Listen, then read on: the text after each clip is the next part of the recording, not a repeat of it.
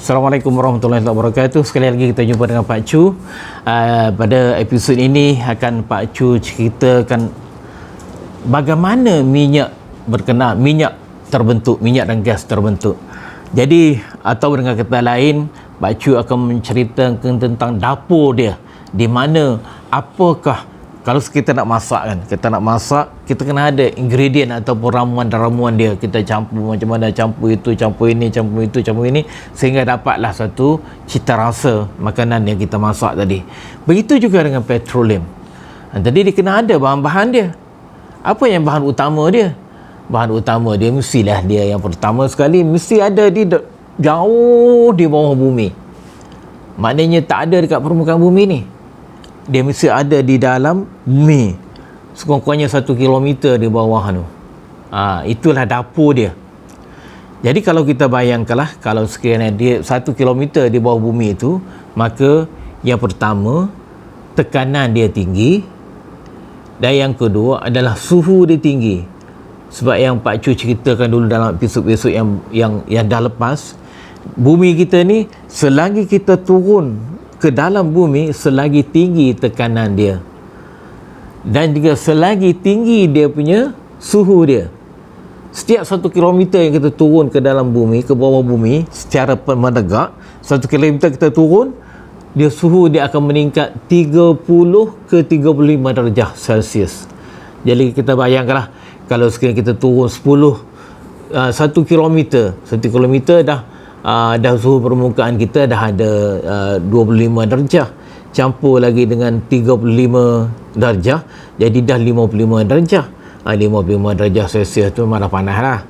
Tapi tekanan dia pun dah tinggi, itu baru 1 kilometer. Jadi kalau dalam lagi berapa? Jadi itulah ceritanya. Jadi dalam pembentukan minyak ini, pembentukan minyak dimemerlukan satu benda yang paling utama, satu komponen yang paling utama. Tak mesti dia ada. Kalau dia tak ada, tak akan jadi minyak. Itu sumber dia. Sumber dia adalah karbon. Karbon tu datang daripada mana? Karbon tu datang daripada hutan rimba, daripada flora yang dah mati, dan kemudian daripada daun, ranting, batang-batang dia. Kita bayang kalau di puncak bukit dia mati pokok tu, kemudian dia akan jatuh ke dalam sungai. Di ranting-ranting dia akan dibawa oleh sungai. Berapa jauh dia berjalan, berapa kilometer daripada puncak bukit tu sampai ke muka kuala. Dia bergerak tu, dia berjalan. Kita bayangkan macam tu dalam masa geologi. Dia bergerak daripada sana, dan kemudian last kali dia masuk daripada air tawar tadi, muka kuala, dan kemudian dia akan pergi ke dalam ke dalam lautan. Kemudian dia pergi kepada lautan, kemudian dia akan mengenap bersama-sama. Dia akan duduk bersama-sama dengan lapisan clay ataupun lempung. Jadi tanah liat. Jadi tanah liat sebab komponen karbon yang ada itu adalah halus. Dia halus, sebab tu dia boleh pergi jauh, dia bergerak jauh daripada puncak bukit, dia boleh pergi kepada di tengah-tengah lautan. Jadi maknanya pergerakan dia itu adalah jauh. Jadi dalam masa pergerakan itulah berlakunya proses decomposition ataupun berlaku komposisi karbon itu tadi, dan kemudian dia akan mengenap bersama-sama dengan komponen lempung atau tanah liat tadi. Jadi apabila lempung dan tanah liat tadi dibawa ke bahagian yang di mana tenang, tiada gangguan dan sebagainya, maka dia akan terenaplah. Kemudian daripada masa yang sama, dia akan kombinasi di antara bahan-bahan tadi dengan komponen tanah liat, akan terbentuklah batu. Jadi batu tu kita panggil dia sebagai shale atau shale. Okey, shale ini adalah mesti shale itu dia akan jadi warna dia adalah warna hitam. Ini adalah contoh dia. Contoh ini adalah warna hitam, contoh yang begini. Sebab apa hitam?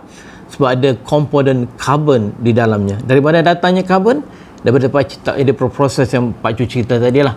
Proses daripada dia mati, kemudian dia bergerak, dia angkut, kemudian sampailah kepada peringkat di mana di dalam lembangan, ada satu lembangan yang boleh berlaku pengenapan. Pengenapan itu bermakna dia akan settle, dia akan mengenap secara perlahan dalam masa geologi, mengambil masa jutaan tahun, kemudian berlakulah batu yang keras sebegini. Jadi dalam batu keras begini dia ada kandungan karbon.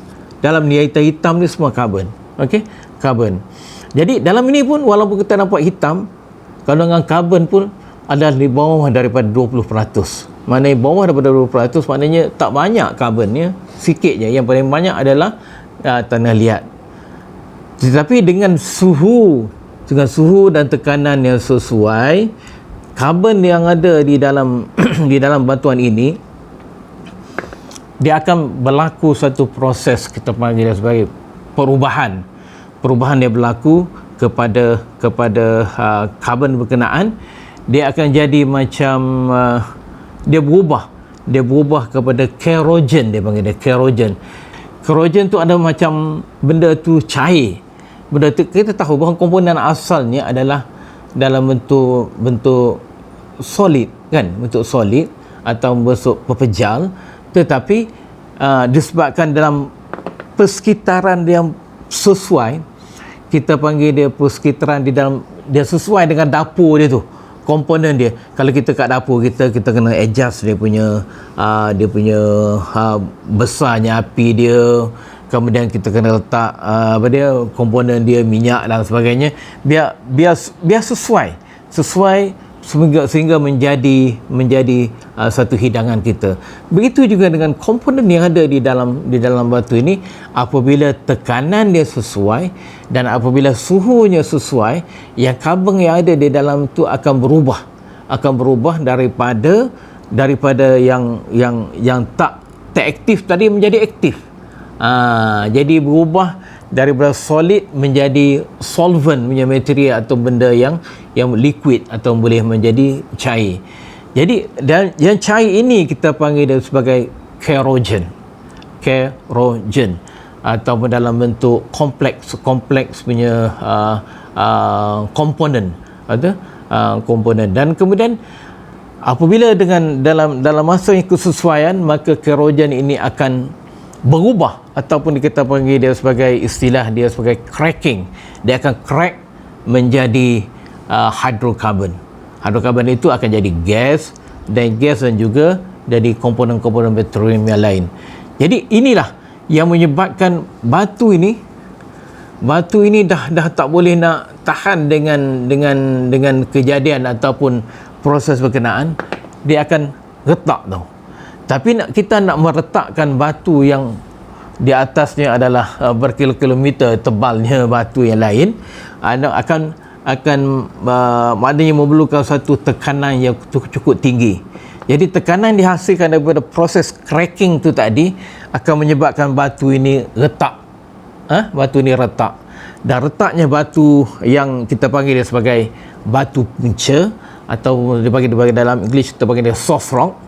Jadi kalau pecahnya dia, maka yang komponen hidrokarbon tadi ataupun minyak dan gas yang terbentuk tadi akan cuba bergerak di dalam batu shield ni tadi atau batu punca ni tadi.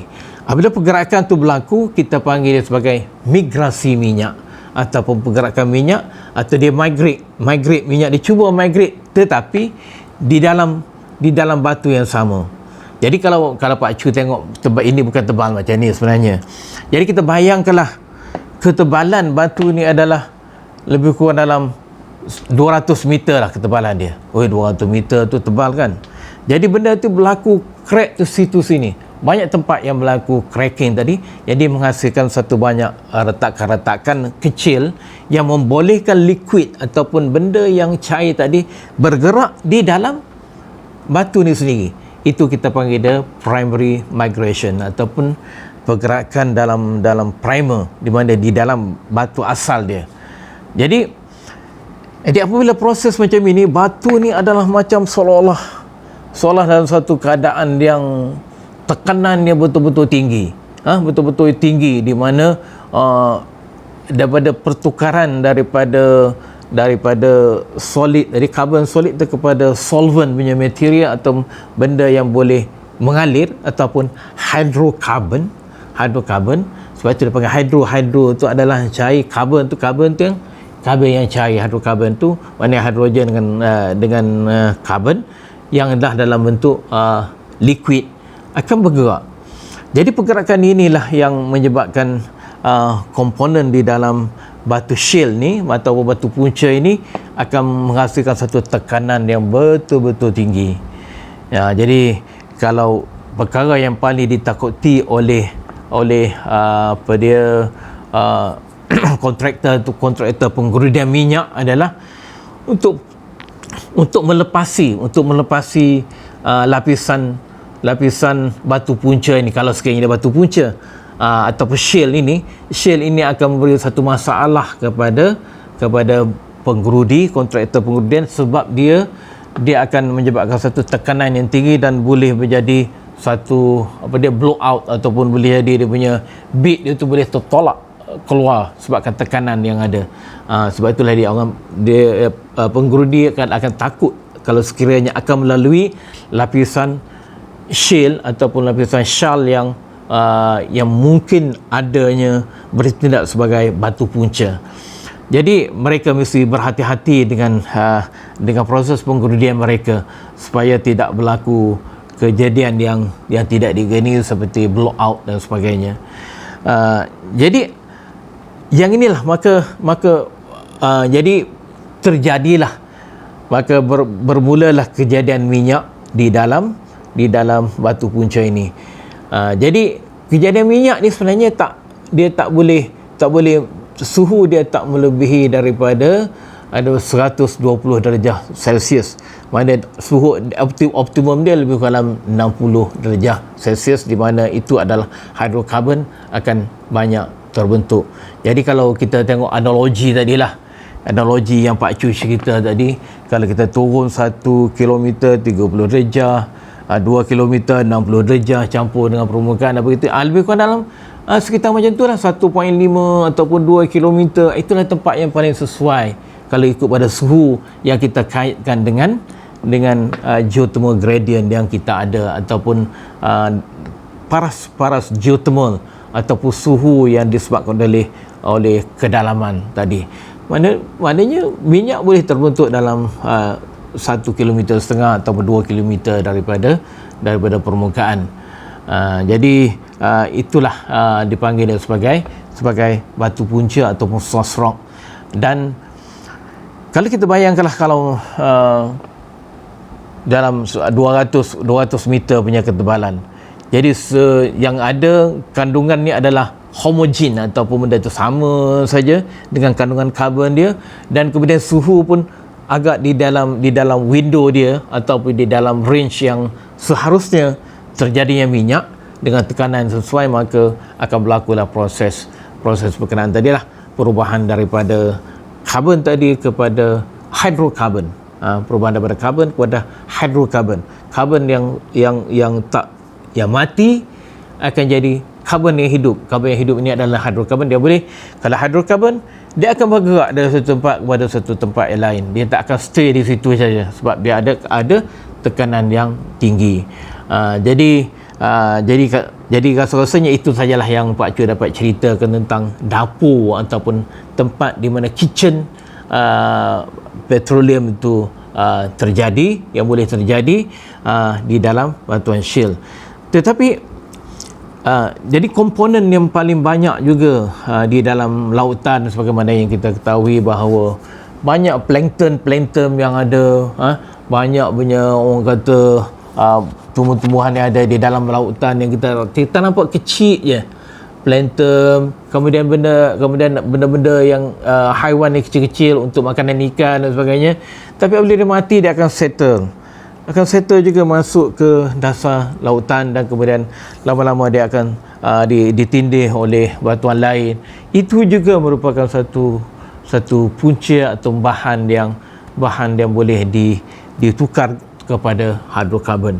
Jadi sebenarnya bukan sahaja daripada pokok-pokok, juga daripada hidupan-hidupan yang ada di permukaan bumi ini ataupun dalam lautan, itu juga sebagai satu source rock ataupun batuan punca untuk membentuk petroleum.